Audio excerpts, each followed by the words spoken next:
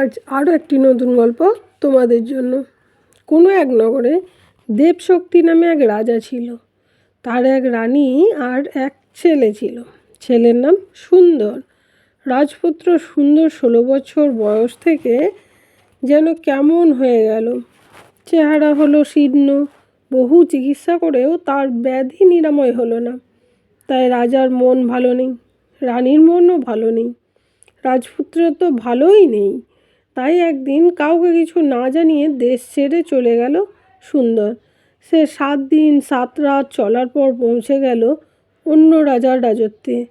সেই দেশের রাজার নাম বলি।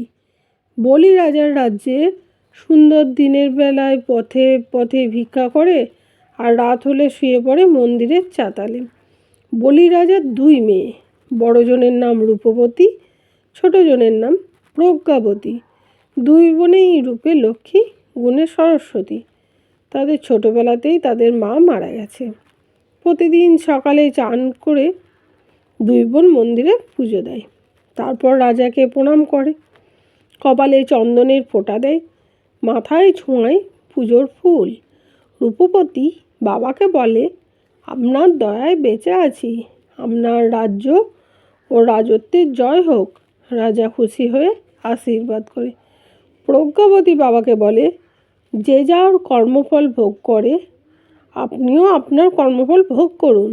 এ কথা শুনে রাজার মুখ গম্ভীর হয়ে যায়, তার আশীর্বাদ করতে ভুল হয়ে যায়। প্রতিদিন এভাবে চলতে থাকে। একদিন রাজা খুবই রেগে গেল। মন্ত্রীকে ডেকে বলল, আমার এই বুদ্ধিমতী মেয়ে বড় কর্মফলের বড়াই করে। আমি এখনই কোনো বিদেশির সঙ্গে বিয়ে দিতে চাই। তোমরা খুঁজে আনো একজনকে। মন্দিরের চাতালে শুয়েছিল সুন্দর। রাজার পেয়াদা গিয়ে তাকে খুঁজে নিয়ে এলো। তার সঙ্গে তখনই বিনা আড়ম্বরেই বিয়ে দেওয়া হলো প্রজ্ঞাবতীর। তারপর প্রজ্ঞাবতী বাবাকে ও দিদিকে প্রণাম করে চলে গেল সেই ভবঘুরে বিদেশির সঙ্গে। যেতে যেতে পথে পড়ল দিঘি। সুন্দর সেই দিঘির পাশে এক গাছের ছায়ায় বসে পড়ল। রাজকন্যা প্রজ্ঞাবতী গেল শহরের মধ্যে চাল ডাল, হাঁড়ি কুড়ি, মশলাপাতি, সংসারের যাবতীয় জিনিস কিনতে। রাজকন্যা যখন ফিরছে, দেখতে পেল গাছতলায় উই ঢিবির ওপর অঘরে ঘুমাচ্ছে সুন্দর। তার ঠোঁট দুটো আছে ফাঁক হয়ে, সেই ফাঁক দিয়ে বেরিয়ে আছে একটি সাপের মাথা। আর এদিকে উই ঢিপি থেকে বেরিয়ে এলো একটি সাপ। তারা দুজনে পরস্পরকে দোষারোপ করতে লাগলো। রাজকন্যা আড়াল থেকে সব কথা শুনতে লাগলো। উই ঢিপির সাপ বলল, তুই কেন রাজপুত্রের দেহের ভেতর ঢুকে এমনভাবে কষ্ট দিচ্ছিস? তোরই বিষে সুন্দর জর্জরিত, রোগ সারাতে না পারে সে ভবঘুরের জীবন কাটাচ্ছে। রাজপুত্রের মুখের সাপ বলল, তুই কেন উই ঢিপির মাথা ঢুকে 2 কলসি মোহরের উপর বাসা করেছিস? উই ঢিপির সাপ বলল, পুরনো টক আমানির মধ্যে সর্ষে ফুটিয়ে রাজপুত্রকে খাইয়ে দিলে তুই তো যাবি মরে। আর রাজপুত্রের মুখের সাপ বলল, কিছু গরম জল আর গরম তেল এই উই ঢিপির মধ্যে ঢেলে দিলে তুইও তো যাবি মরে।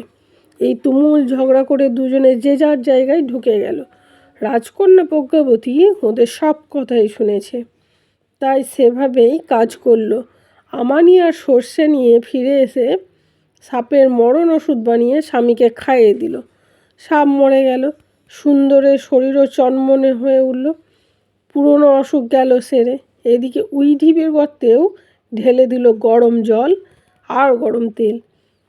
সাপও গেল মরে। সাপ দুটো পরস্পরকে গোপন কথা প্রকাশ করার ফলে হলো ওদের মৃত্যু। দিন কত গাছতলাতে কাটল তারা। তারপর একদিন উই ঢিপির মোহরের কলসি দুটো বের করে নিয়ে রাজকন্যা প্রজ্ঞাবতীকে সঙ্গে করে নিজের দেশের দিকে পা বাড়ালো রাজপুত্র সুন্দর। আর সেখানে গিয়ে তারা সুন্দরভাবে জীবন কাটাতে লাগলো। গল্পগুলো কেমন লাগছে কমেন্টস বক্সে জানাও, আর ভালো লাগলে একটা লাইক করে দাও।